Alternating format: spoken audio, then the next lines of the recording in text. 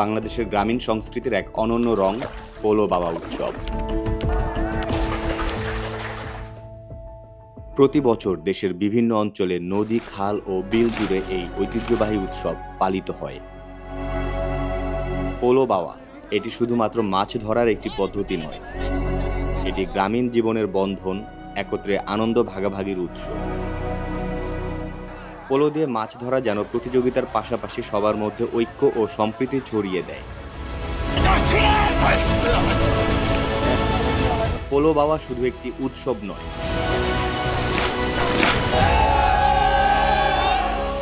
এটি আমাদের গ্রামীণ জীবনের এক অনন্য সুর।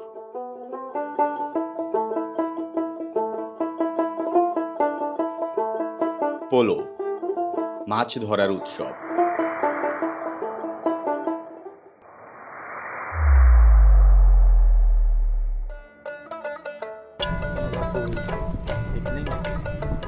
একদম ভোরে সূর্য ওঠার ঠিক অনেক আগে, একদম অন্ধকার, আমরা চলে গেলাম আমাদের লোকেশনে। টাঙ্গাইলের মির্জাপুর থেকে আরো বেশ কিছুটা দূরে আমরা অটোতে করে এখানে চলে আসলাম। এখানে এতটাই অন্ধকার ছিল যে আপনার পাশে কে হাঁটছে তাকেও আপনি ঠিকমতো দেখতে পারবেন না।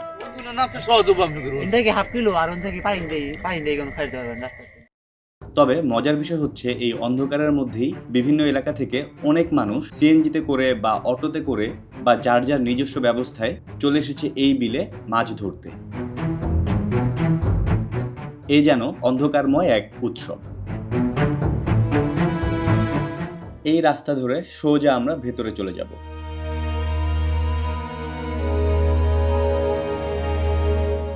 গাড়ির আলোতে কিছুটা পথ দেখা গেলেও সামনে যেতেই একেবারে ঘুটঘুটে অন্ধকার।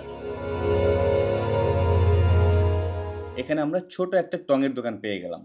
আর এরকম একটা জার্নিতে হালকা একটা চায়ের ব্রেক তো হতেই পারে।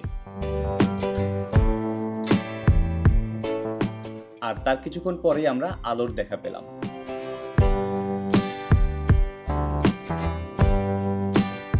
জেলেরা মাছ ধরার জন্য প্রিপারেশন নিচ্ছে এবং অনেকে তো অলরেডি বিলে নেমে গিয়েছে। আমরা মূলত এখানে এসেছি ছবি তুলতে, গ্রামীণ এই ঐতিহ্যটাকে ফ্রেমবন্দি করে রাখতে।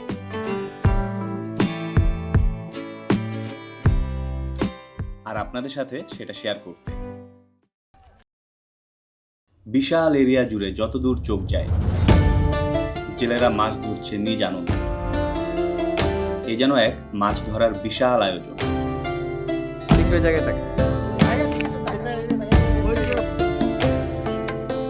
শুধু এই এলাকার মানুষ নয়, অনেক দূর থেকেও অনেকে এসেছে মাছ ধরতে।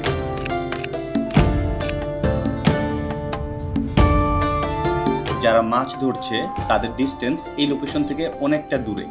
গ্রামের ভিতর দিয়ে আমরা আরো বেশ খানিকটা পথ হেঁটে গিয়ে আমরা চলে গেলাম গন্তব্যস্থলে, যেখান থেকে মাছ ধরার দৃশ্যটা আমরা অনেক কাছে থেকে উপভোগ করতে পারবো।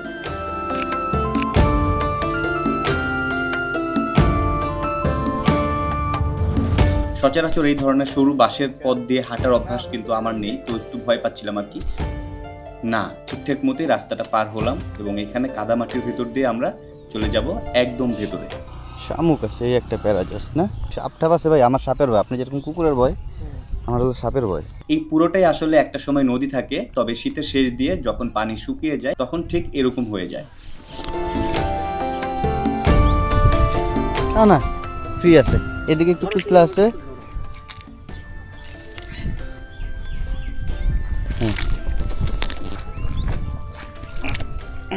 শহুরে জীবনে থেকে এই ধরনের কাদামাটি আর কচুরি পানা দিয়ে হাঁটার অভ্যাস একেবারেই নেই। তবে ভালো ছবি পাওয়ার যে মজা, সেই মজাটাকে তো আর উপেক্ষা করা যায় না। তাই এই সব কিছু মানিয়ে নিয়ে সামনের দিকে আগাতে থাকলাম। সত্যি বলতে সারা রাত জাগনা থেকে ট্যুর করে এসে এখন আবার এতটা পথ হাঁটা খুবই টায়ার্ড লাগছে। বাট তারপরও একবার ভাবুন, নিজের চোখে এরকম দৃশ্য যখন দেখব, ছবি তুলতে কার না ভালো লাগবে।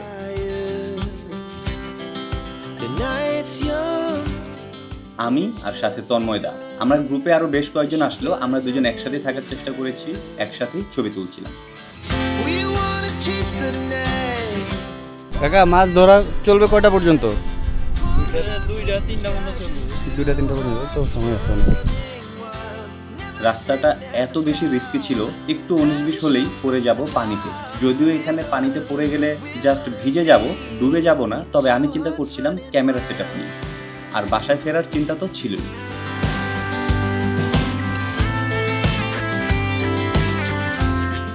যাই হোক, ওই যে দূরে ওইখান থেকে হেঁটে আমরা এতটা পথ পাড়ি দিয়ে এখন একটা উঁচু জায়গায় আসলাম, যেখান থেকে মাছ ধরার দৃশ্যটা আমরা কিছুটা কাছে থেকে তুলে ধরতে পারবো। সবাই যার যার ড্রোন ক্যামেরা সেটআপ বের করে নিচ্ছিল, যার যার মতো করে ছবি তুলবে। আমিও আমার ড্রোন দিয়ে পাখির চোখে এই দৃশ্যটা ধারণ করে নিলাম।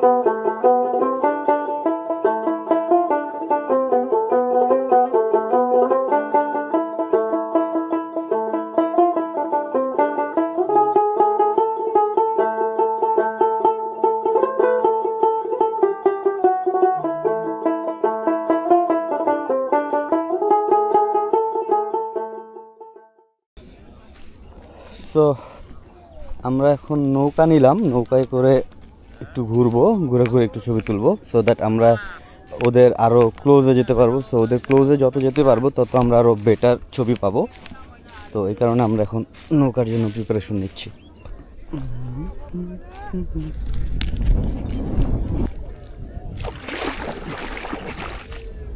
যাক, যা মাখে মাখুক, একবারই তো মনে আরও কত মাখবো।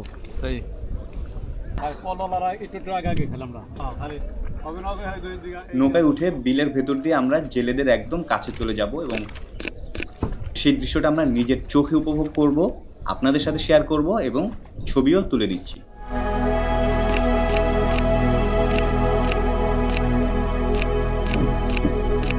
সত্যি বলতে আমি এত বেশি এক্সাইটেড ছিলাম, সামনে যাই পড়ছিল তারই ছবি তুলতে থাকলাম।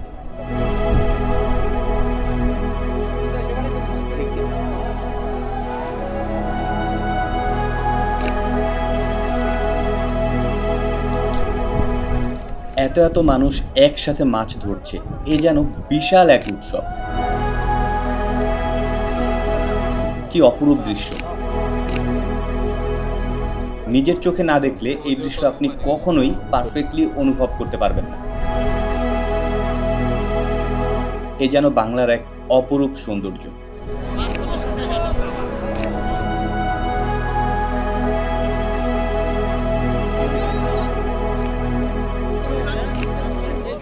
বিশাল লাইন ধরে মানুষ একসাথে মাছ ধরছে। মাছ হাতে পেলেই তাদের মুখে জল জলে হাসি। এক একজন এক একভাবে মাছ ধরছে, কেউ পোলো দিয়ে মাছ ধরছে, কেউ বড় জাল দিয়ে মাছ ধরছে।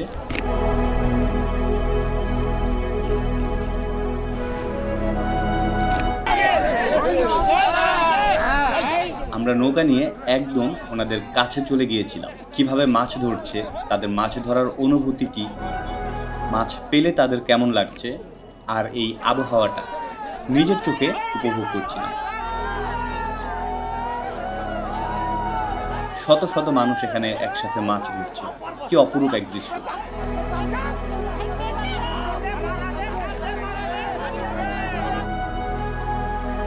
দুঃখের কথা হচ্ছে এই দৃশ্য আর বেশি দিন হয়তো আমরা দেখতে পারবো না।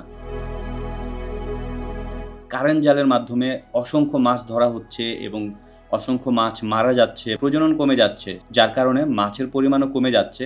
আর কারেন্ট জালে মাছ ধরার কারণে জেলেরাও খুব একটা মাছ কিন্তু পাচ্ছে না। আর এ কারণেই প্রতি বছরই কমে যাচ্ছে মাছ ধরার এই উৎসবের আয়োজন।